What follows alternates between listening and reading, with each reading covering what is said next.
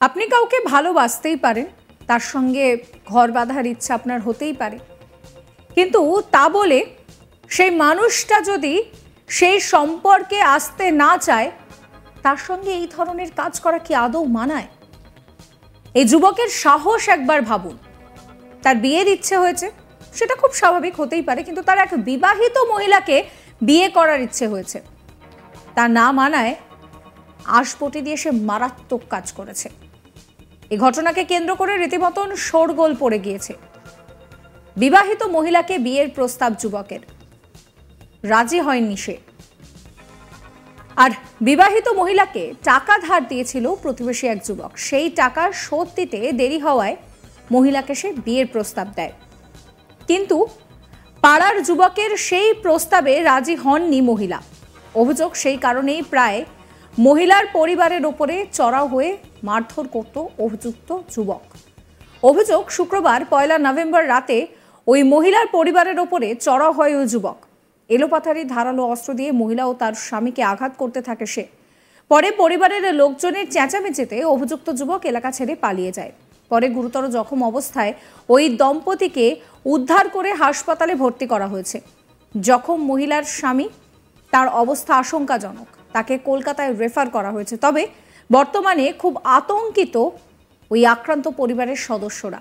চাঞ্চল্যকর এই ঘটনাটি ঘটেছে নদিয়ার কৃষ্ণনগর থানার ভালুকা হাটপাড়া এলাকায়। অভিযুক্ত যুবকের নাম খোকন শেখ। আক্রান্ত মহিলার পরিবারের দাবি, টাকা ধার নেওয়ার বিষয়ে কিছুটা মিটে গেলেও ওই যুবক বাড়ির ওই গৃহবধূকে বিয়ের প্রস্তাব দিয়েছিল। গৃহবধূ তাতে রাজি হননি, আর তারপরেই এই ঘটনাটি ঘটেছে।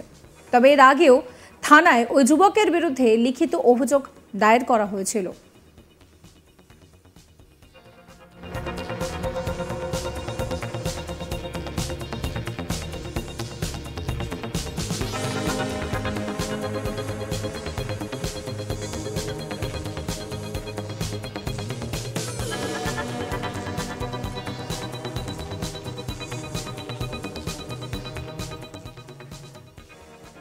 এই ঘটনার পর আবারও খোকন শেখের নামে কৃষ্ণনগর কোতোয়ালি থানায় লিখিত অভিযোগ দায়ের করা হয়। তবে ঘটনার পর থেকেই ওই যুবক পলাতক। অভিযুক্ত যুবকের দৃষ্টান্তমূলক শাস্তির দাবি করছে আক্রান্তের পরিবার।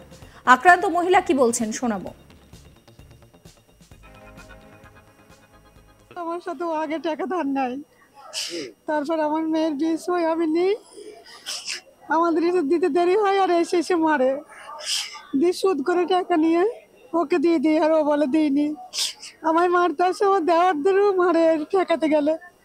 আমার স্বামীকে মারা যায়, আর সন্ধ্যাবেলা করে গিয়ে দুমদাম করে মারবে আর হাত খেয়ে তারপর টেনে নিয়ে গিয়ে মারে, যেখানে পাই সেখানে মারে। কারণ ও বলে আমি তোকে বিয়ে করবো, আমি করিনি ওকে বিয়ে। মানে আপনার সাথে কি প্রস্তাব দেয়? না, আমার ওর সাথে কোনো সম্পর্ক নেই। আপনাকে কি প্রস্তাব দেয়? আপনি সেটাই রাজি না এই কারণে মারে। থানায় অভিযোগ জানিয়েছেন আপনারা? একবার নিয়েছি তো। থানা কোনো স্টেপ নিয়েছিল এই বিষয়ে? গেলুন, কিছু নেয়নি। থানা কি বলতে চাইছে? হ্যাঁ,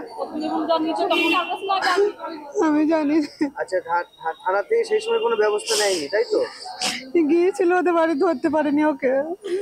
তারপর সেই পর্যন্ত স্টপ হয়ে সেই পর্যন্ত 2 বছর ছিল ভালো, আবার কালকে গিয়ে মেরেছে। কি চাইছেন আপনি? আমি ওর সাজা হোক তাই চাচ্ছি। কি নাম অভিযুক্তের? অভিযুক্তের নাম কি? ও মারছে, ধরছে, ও যেন না মারে। আক্রান্তের আত্মীয় কি বলছেন শোনাবো আপনাদের। ওদের ওই বংশটা ওরকম, মানে ওরা যে কয় ভাই একা কাকারা আছে, ওদের এক জাতটাই ওরকম, মানে চোখে নজর খারাপ, দৃষ্টি খারাপ। এবার ওই যে আমার ভাই আর আমার ভাইয়ের বউ, এবার যে কোনো হয়তো কারণে মেয়ের বিয়েতে হয়তো কিছু টাকা ধার নেয়, সে টাকা আবার মানে শোধ করে নিয়ে সে টাকা শোধ করেও দেয়। তারপরেও মদ ভাঙ করে সে বলছে আমি টাকা পাবো, এত পাবো, ফের আবার 1 সপ্তাহ পরে ফের বলছে অত পাবো। এইভাবে করে মানে রাত 12টা 2টার সময় সে অত্যাচার করে। বলে আমাকে ওই মহিলাটা আমাকে ডেকেছে, নজর খারাপ তো, আমাকে ডেকেছে, তোকে কি ডাকবে যদি, তাহলে তোকে মারতে যাবে কারণ সেই মহিলা ঝাঁটা দিয়ে ডাকবে। কিন্তু যখন মারতে যায় তখন হইচই হয়, কিন্তু বললাম আমি যাইনি, আমাকে ডেকেছে, আমি টাকা পাই, এ পাই তা পাই, এই কারণ এই ঘৃণায় অত্যাচারে ওই ভালো কাজ শ্বশুরবাড়ি পালাই, ওখানে ঘর করে থাকে, মানে বাঁশতলার ভিতরে, ওখানে লোক সংখ্যা কম, জলে ঘর, তা ওখানে কালকে রাতে এই ঘটনা ঘটেছে। এই নিয়ে আমার কালিগ নিলয় ভট্টাচার্যের একটি রিপোর্ট দেখাবো আপনাদের।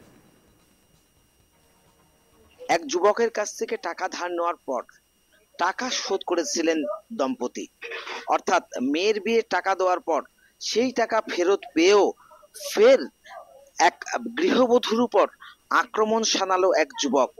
শুধু তাই নয়, মহিলাকে কুপ্রস্তাব এবং বিয়ে করার প্রস্তাব দিয়েছিল, আর সেই প্রস্তাব প্রত্যাখ্যান করেছিল সেই যুবক। আর তার পরিণতি হিসেবে গত পরশুদিন রাতে বাড়িতে ঢুকে তাকে ধারালো অস্ত্র দিয়ে কুপিয়েছে। আর সেই ধারালো অস্ত্রের আঘাত যখন রক্ষা করতে যায় তার স্বামীও কিন্তু বাদ যায়নি তার হাত থেকে, তার স্বামীকেও বেধড়ক ধারালো অস্ত্র দিয়ে আশঙ্কাজনক অবস্থায় দুজনকেই নিয়ে যাওয়া হয়েছে শক্তিনগর জেলা হাসপাতালে। তৎক্ষণাৎ দুজনের চিকিৎসার পর গতকাল সকাল বেলায় তার স্বামীকে স্থানান্তরিত করা হয় কলকাতায়, অর্থাৎ তার অবস্থা কিন্তু আশঙ্কাজনক। এই ঘটনার পর নদিয়ার কৃষ্ণনগর কোতোয়ালি থানায় ইতিমধ্যেই অভিযোগ দায়ের করা হয়েছে ধৃত খোকন মণ্ডল নামে এক যুবকের বিরুদ্ধে। অর্থাৎ এই খোকন মণ্ডল মদ্যপ অবস্থায় ঢুকে তাকে প্রায়ই অত্যাচার করত এবং তাকে বিয়ের প্রস্তাব সহ কুপ্রস্তাব দিত, আর সেই কুপ্রস্তাবে রাজি না হওয়াতে ধারালো অস্ত্র দিয়ে গৃহবধূ সহ তার স্বামীকে বেধড়ক কুপিয়েছে। আশঙ্কাজনক অবস্থায় একজন ভর্তি কলকাতায়, অন্যজন শক্তিনগর জেলা হাসপাতালে।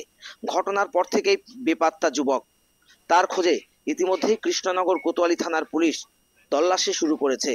যদিও গোটা ঘটনা নিয়ে এখনো পর্যন্ত এলাকার সকলেই উদ্বিগ্ন, আর যুবক পলাতক হওয়ায় সকলেই পুলিশের দ্বারস্থ হয়ে তার শাস্তির দাবি চাইছে।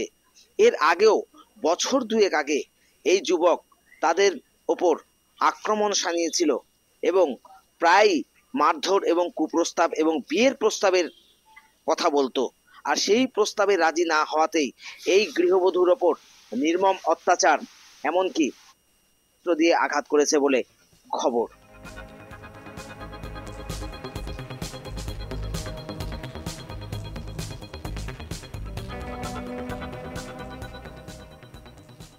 সাবস্ক্রাইব করবেন আজ তাক বাংলার ইউটিউব চ্যানেলকে, ফলো করবেন হোয়াটসঅ্যাপ চ্যানেলও।